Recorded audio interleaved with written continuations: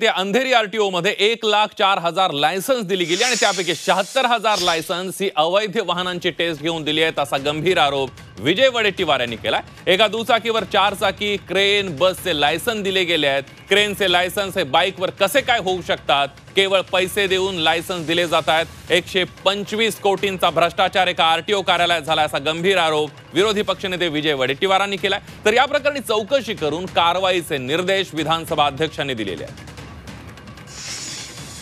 दुचाकी आणि 4 चाकी वाहन केवळ या वाहनाचा वारंवार वापर करून स्कूटर पासून क्रेन पर्यंत विविध श्रेणीच्या वाहनासाठी 76,354 ड्रायव्हिंग लायसन्स दिलेत अध्यक्ष महोदय।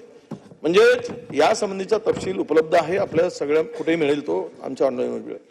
अध्यक्ष महोदय, प्रश्न असा आहे की या दुचाकीवर 41,093 ड्रायव्हिंग लायसन्स आणि इतर 35,261 ड्रायव्हिंग लायसन्स फक्त 2 कारची टेस्ट घेऊन गेले गेले। म्हणजे मोटारसायकलच्या टेस्टवर 4 व्हीलरचं लायसन्स, क्रेनचा लायसन्स, बसचा लायसन्स, आज आपल्याकडे म्हणजे LMVचा लायसन्स, हे सगळे ड्रायव्हिंग लायसन्स जारी करतात। आणि यामध्ये काय आहे, हा आरटीओ मध्ये 54 अधिकारी आहेत। एका लायसन्सच्या मागे 30,000 40,000 रुपये वसूल केले जातात। सन्मान्य विरोधी पक्ष नेत्यांनी जी माहिती सभागृहास दिली आहे त्याची शासनाने गंभीर नोंद घेऊन उपाययोजना करावी।